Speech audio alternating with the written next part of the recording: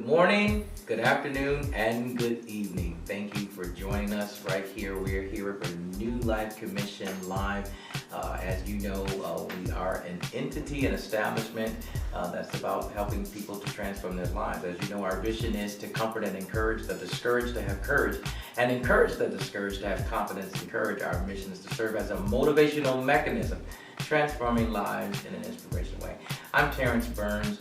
I serve as the servant here for New Life Commission Incorporated out of Del Mar, Delaware. And we're just happy that you've been willing to just join us for just a brief conversation and communication of what is happening in this establishment.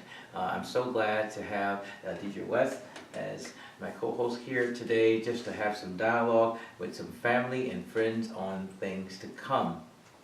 As you will notice on our website, on www.newlifecommission.org, there is so much that we're getting ready to bring forth that you can be a part of, that you can be in connections with as well.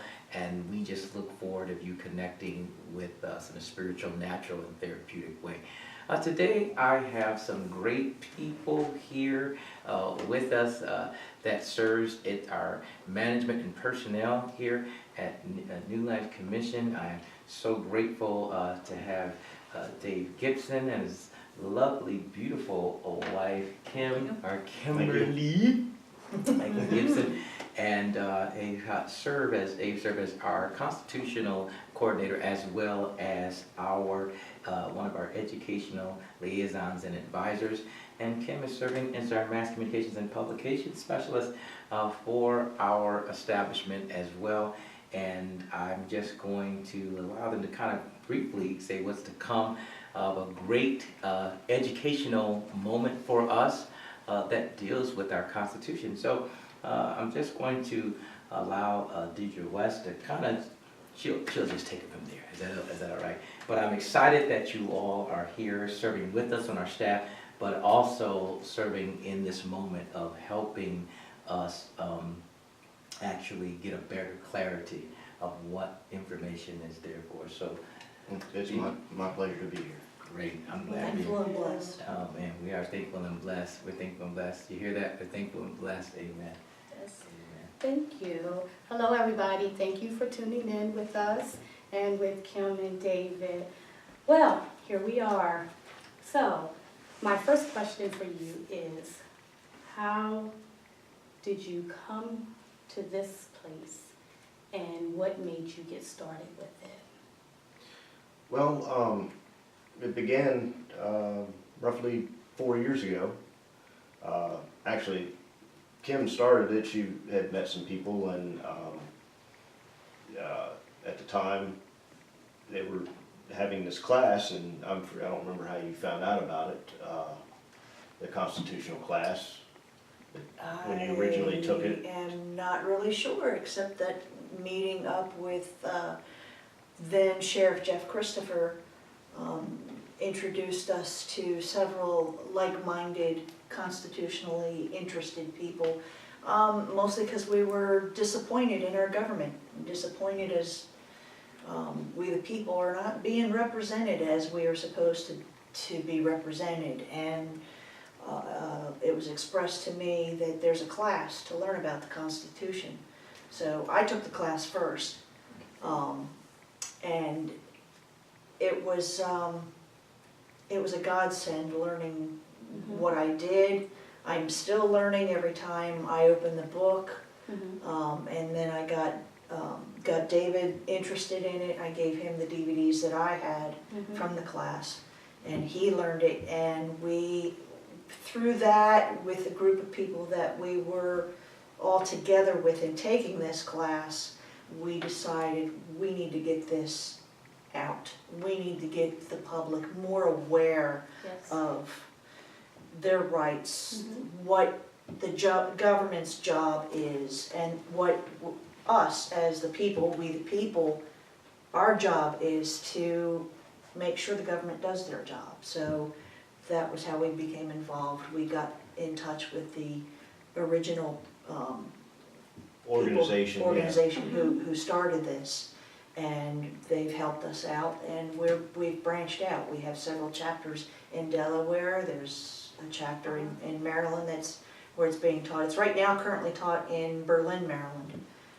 It's taught in all 50 states, and it can also be taught in high schools. And the organization has the legal people on their team. If a high school, for whatever reason, would say, you can't teach that, they step in and say, yeah, they can. And the organization we're talking about is the American View. It's www.theamericanview.com. So I hear your passion in the Constitution, and passion drives you Yes. to do what you're doing. Can you explain that? Yeah, 1979, I took an oath when I joined the Navy. That was an oath that I swore to protect and defend the Constitution from all enemies, foreign and domestic. And it seems it's more domestic enemies lately. But that oath, to me, my contract with the military ended in '99 when I retired. But that oath to me, till the day I die, holds true, because as it says in the preamble to the Declaration of Independence, all people are created equally. All people. Not one race, not one gender. All people are created equally, and I believe that firmly. So that's one of the reasons why I joined the military, and I still hold true to that oath today. And that's why we wanted to get this course out there for everybody. Everybody. And when you are talking about the Constitution and opening up to the public, to people you meet, how do you go about doing that so that, because we know when we talk about the Constitution right now in this day that we live in, not everybody wants to be aware anymore because everybody takes their own side, they take their own view. How do you do that? It's hard. It's a hard thing. It's just like the Bible. Not everybody wants scripture read to them. Not everybody no, you've got to ask them a question. Once you ask them a question, that opens the door, and you go about getting people interested in it by, you don't force it on them, but you get them thinking about it. Well, why don't I know this? Or why is this relevant to me?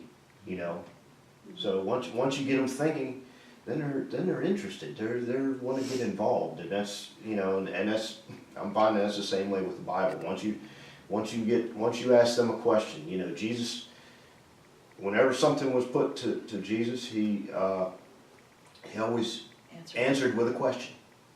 He would stop and answer with a question. He would stop and sit back, and that's the way we need to approach people with this.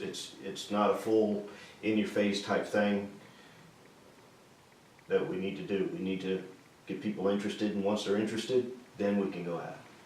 Awesome, I like that. Once they're interested, then we can go after them. So what is your plan of action? My plan of action is to put that little spark in people. That once you put that little spark in, I have conversations with people a lot about the Constitution. I know my wife does too, and you're not. Nobody can remember everything, but we know the sources to go to find these answers. And once we find these answers, we can answer questions and turn over what some people's misconceptions are. And that's the thing too, is if people have a one-way thinking of something, if you turn that misconception around, then they're like, oh, wait a minute, I've been looking at that light bulb. Once you see that light bulb go off, then they're interested. That's good, the misconception. I have the Constitution of the United States booklet in my hand. And what part, I know all of this is important, but in this, what is it, Kim, that that stands out when you read it? All of it is important. All of it, right. The Bill of Rights, the first 10 mostly. Can you explain some of that? Because it explains our God-given rights. Mhm. Our God-given rights, not government rights. Those are civil rights, and what the government giveth, the government can taketh. But what's explained, those, especially the first 10, which are individual rights, they're very important. And that's a way to discuss and open the door with people, like the First Amendment, free speech. I might not agree with what you have to say, but I will defend your right to say it. You don't have to agree with everybody's speech, and that's a lot of what's going on today is, you see a lot of people, well, I don't like what you have to say. That's not what it's about. I might not agree with what you have to say, but you do have the right to say it, and I will defend your right to say it. And that's what people need to learn.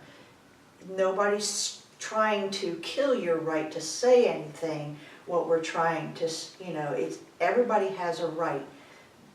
That right, however, doesn't allow people to say something that can be dangerous, where you threaten someone to kill them, or, there's a fine line on free speech, and knowing I can say anything, but having the Bible, having the moral fiber of knowing maybe I shouldn't say that. And that comes out in the class too. I mean, it's all part of, that free speech. Oh, awesome. Dave? It has to be the Bill of Rights. To me, I was thinking about this the other day, and you have the 10 Commandments. 10 Commandments are God's laws Yes. set forth. Well, the Bill of Rights are the people's laws to restrict the government. So you can look at it as the 10 Commandments and the 10 Bill of Rights. The Bill of Rights, the 10 Amendments.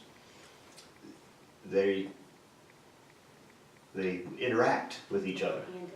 They go hand in hand. And we have, with those 10 commandments, we have 10 commandments. They're the most simplest rules, laws from God. Do you know we have over 4,400 laws in the government? Maybe if we stuck with the 10 basic laws. And how many of those laws actually, that's the thing you'll learn in this class, is because it's the American view of law and government. And if the laws set forth, but civil laws should coincide with the Bible. And that's the way that's the intent That's our the founding original. fathers had.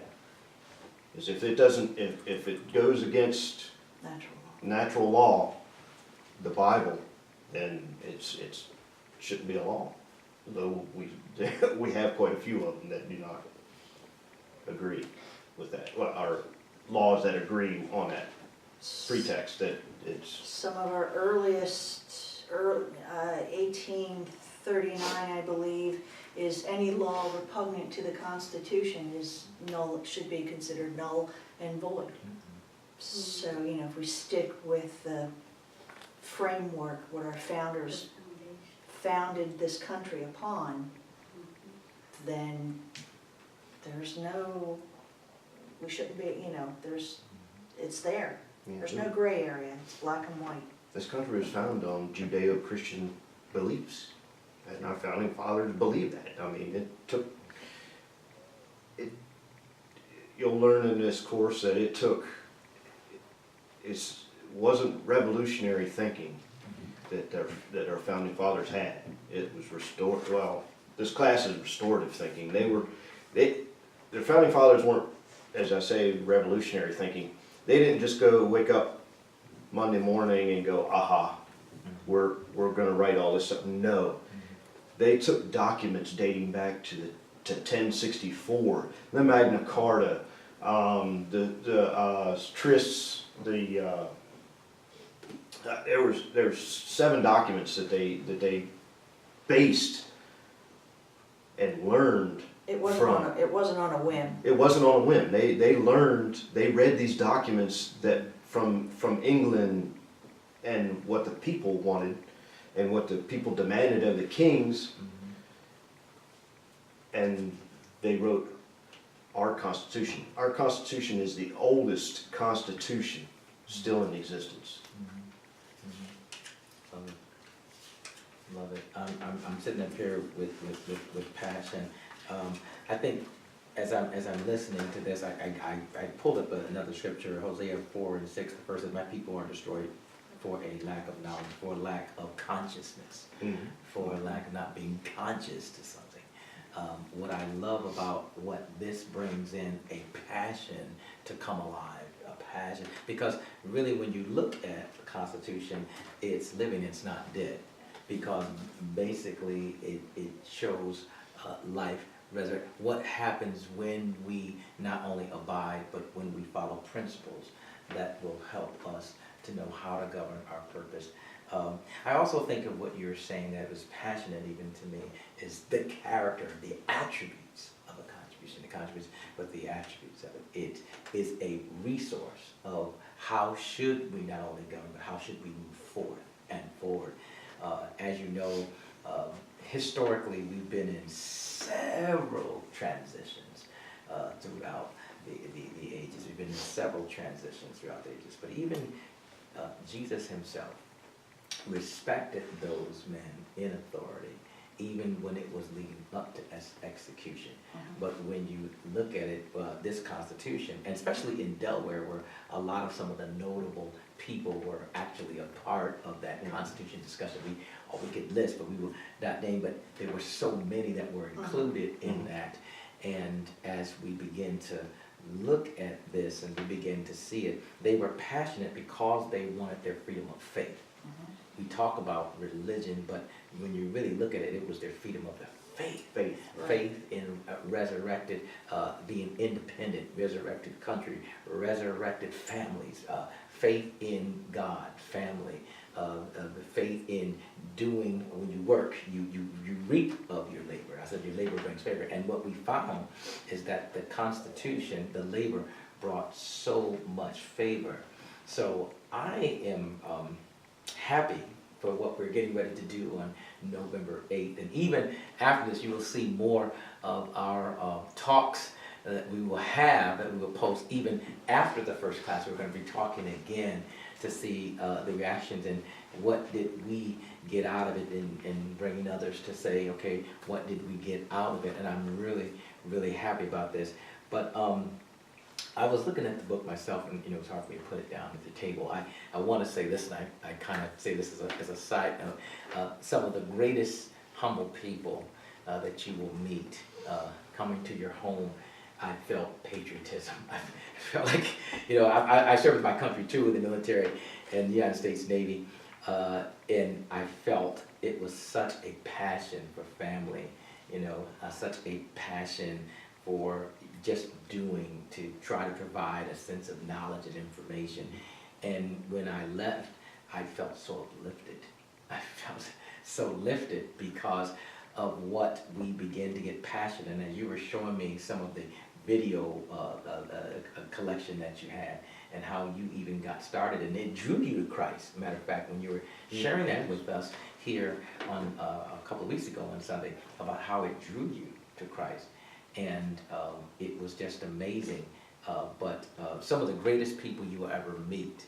And we want you to come out, because when you even meet them as informal, it's going to be a very much inspiration. But I just want you, even Kim, to tell our audience there, as you're looking at the camera, even though we taped it now and we'll be posting from time to time, they can always review it. But if you were talking to them for the first time, and if they can hear your passion, what would you say to them right now? Someone may be looking for guidance and saying, you know what, I'm thinking about it, but not sure, what is it about? Is it a political thing? Which we know it's not a political thing. No.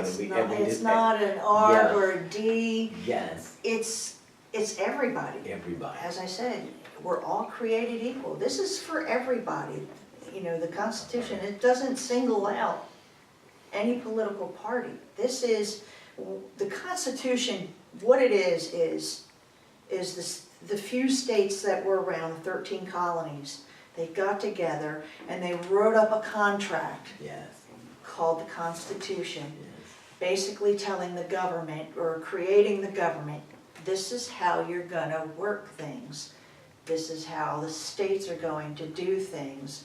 And these are the rights that you're going to protect. Love it. As a state, they don't have the power, a single state doesn't have the power to protect That's itself true. from all around, from foreign entities and whatnot. However, together, as United States, back then just 13, and as the nation grew, each one signed on and agreed. They signed into that contract called the Constitution for protection. So that's the government's job, is to protect us. There's only like so many few basic things that the government is responsible for, and it's laid out in this in the course. You'll learn that. You'll learn government's job. We'll also learn our role in making sure the government sticks to that role. Exactly. And they do Exactly. overstep, and because it's not, the Constitution isn't really taught in schools. No. And that's why I really enjoyed the class, and it was like an epiphany, like, wow, where was this in school? I don't remember these things, so. You said something real key, because it was like a covenant. I mean, when I went to schools in Michigan, though we knew Native American culture, we talked about glaciers, but they were heavy into, I remember going back in '72, and even in kindergarten, they were very heavily on the current events as well as constitutional. And I think that was the only class really I scored a good grade, it was history, because I found it fascinating. So you said something really key about, like you said, it's for everybody. And like I said before, we know we deal with so much tension, so much bias, that it doesn't have to just be with color, just bias with everything. We just deal with it. And you really summed it up. And I'm excited. I mean, I serve as a pastor, but I'm excited as a bishop to come in and learn and become a student. The Bible lets us know is to teach us to number our days in Psalms 19:12, that we may apply our hearts unto wisdom. And we want to find it unto getting more experience and more information. We know knowledge is becoming conscious, understanding is comprehending what you have acquired. And in that, then we grow to that steps of maturity. I believe we just don't get to levels, we get to capacities, and then we move to the next level. And what you're doing, for me, I'm coming as your student. I'm coming as a student. I may serve in a different administration of ministry, but I find growth is when you said is I can become a student. And there may be things, even though my regular job, I deal with constitutional matters. I'm like the audience says, what is it that I really need to see out of this? Well said, Dave. Any more comments to tell the audience and viewers, this is... We're gonna have fun with this. Yes. And I'm not here to teach. We're all gonna learn. Because I learn more, each time you take this class, and once you buy this book, and you can go to the website, you can sign up for their emails from the American View. You get emails from every week from them on Current events and how it pertains, and we have a pastor on staff, and he does some things on the website and that you can go to, and Pastor Whitney is something to listen to too. I mean, he can have some very, he brings more of the biblical into it, but it's an awesome class. We're gonna have fun with it, and like I said, I'm not here to teach you. We're gonna learn together. I'm just gonna pass along. It's His word. you know, I'm passing along just what I feel, Wow. you know. Wow, this is powerful. We're gonna also be having it posted live on our website, and it posted, it's gonna be at 7 to 9. We're looking for it on November the 8th. I think when Thanksgiving weekend, we're gonna take one small break, but it's a nice workbook you can even enjoy to share it with family. What better way than Thanksgiving to start this off? I also want to encourage you, we also are going to be doing a little bit of health stuff as well. As you sit down and learn about the Constitution, you have time to get healthy. Deidre, you want to just talk about that real briefly? Because it all ties in to Yes, we will be doing Fathers for Healthy. ginger root tea and a little bit of turmeric, and we will also incorporate the honeydew, pineapple, and kale. And it is for the health of the body, because we want to also make sure that even as your soul prospers, that your whole body, your mind, everything becomes in line with not only knowing the Constitution, but knowing that your body is healthy, that you remove the toxins, you are detoxified, that we will not need as much of the pharmaceuticals that are being put into us. So we're going to incorporate the ginger. It will help with your inflammation, it will help with your blood pressure, it will help with cancer cells. And when we do the natural, which is the honeydew, the kale, and the pineapple. Thank you, Kim, because it meant I did not I'm have sure how all mine. this is going to tie together before you. It detoxifies your body. It helps you lose weight. And sometimes we don't want to do the healthy regimens. We think, it's expensive, but it's really not. It's good for your body. It will help you get on a good, right track to get those things in us that we don't put in us every day.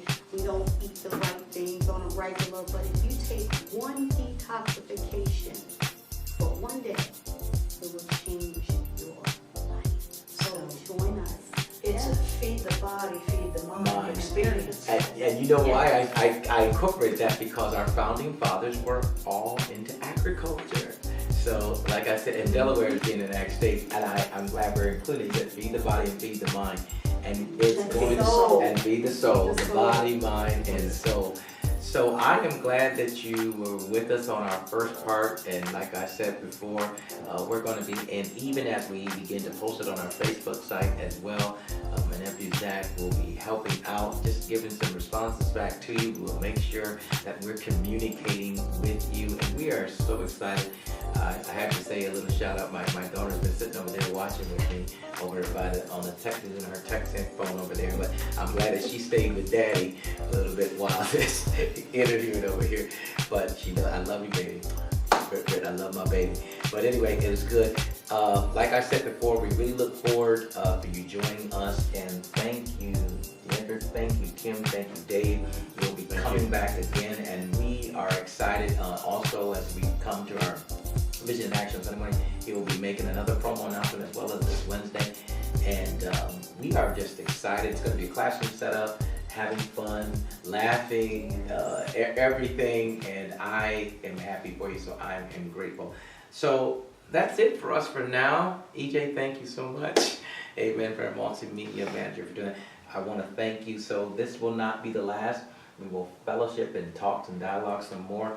We thank you from New Life Commission, as our ambition is to serve as a productive contribution and the productive alternative for what?